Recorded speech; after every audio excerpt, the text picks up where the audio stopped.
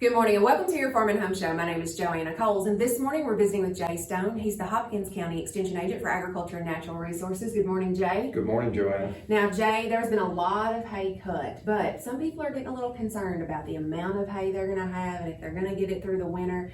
And probably some of the best advice we can give is to get that hay tested. That's exactly right. One of the most important things a producer can do right now is to have a forage evaluation test done. They're going to be looking at this hay and having to balance rations with it in the fall. That might start earlier because of the lack of hay and who knows what type of rains we will get now. I think we're going to overall, I think we all can agree that our hay is going to be short. Getting a good forage evaluation will give you that baseline of what your hay does have. If you're going to be having to be bringing in hay and buying hay, you should have it tested just the same. Absolutely. Now we have some resources available at the extension office though. If people want to test their hay, and usually we recommend them test lots of hay, so if they have their first cut and second cut, and get a test on each one of those if possible. Right. And so, but you have a piece of equipment here that can really help us get those core samples. I do. Most extension offices will have this type of probe or some type of forage probe that a producer can check out and use on their own. It's really easy to use with some type of cordless drill. It basically mounts in here and you would just pull a core sample running this into the hay bale. Like you said, I like to see cores pulled from several bales, even across say your first cutting. Don't just go pull a little sample out of one bale, but pull it across all of those bales or several of those bales so we can get a representational sample of what you're going to be feeding. These are easy to use. Most offices have them you can check out. You can check with your local extension office. I also have a forage meter. I do a lot of hay testing as part of my program, so I also have a forage meter.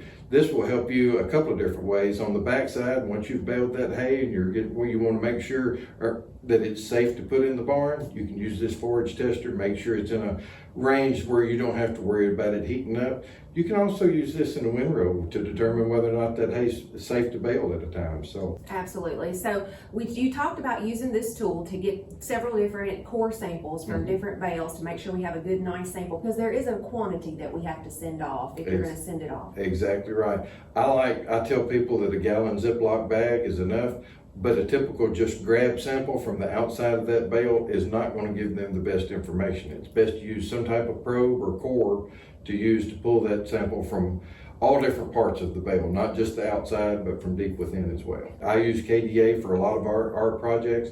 That is $10 a sample. There's a form that can be found online, or I print them off in the extension office and keep them for folks who would just walk in with samples as well. Yeah, so usually when people come and check out the hay probe, we give them the paperwork to fill out, because there are some questions on there that they need to answer that will help the lab make a good determination on that. And when you have it sampled at the lab, if you're willing to sell it, they put that online, and so that's a good trade. It's the cheapest advertisement that folks can do for that same $10 fee. If your hay is for sale, there's a few more questions that go along with it, but they're going to put this on their hay online page so that it will help market that hay for you and help get more eyes on your product. Absolutely. So if you do have that option, it's a great option to do. But then you'll get a report back, right, Jay? You take that report, and that's what you would use as a basis to formulate a ration.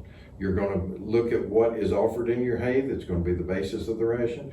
Run it through. There's a lot of different programs. We have a program that we use at the extension office to help formulate that ration for different types of herds, depending on what you have, what you're feeding at the time. We can take that hay information, forage information, plug it into that ration software, and it will help us determine what type of extra products we're going to use, whether it's corn, whether it's soybean meal, whether it's distiller's grains, what the case may be. Whatever you have as an option to feed, we can work it into that program and help develop a ration. You know, it being August right now, sometimes it's hard to think about winter feeding, but really now's the time. Know what your hay is, know if you're going to have to get more hay or whether you're going to have to supplement feed or whether you're going to have to cull cows. Those are some of those decisions that big producers are going to have to make, and the sooner probably the better. And since it's August, you also be thinking about now's the time of the year, if we have that adequate rain to go along with it, to do some fall fertility. Do some fertilizing. We offer soil tests through the office that can help with that as well. All right, Jay. Well, certainly appreciate the information. And if you have questions, make sure to contact your local extension office. Thanks for watching and have a great day.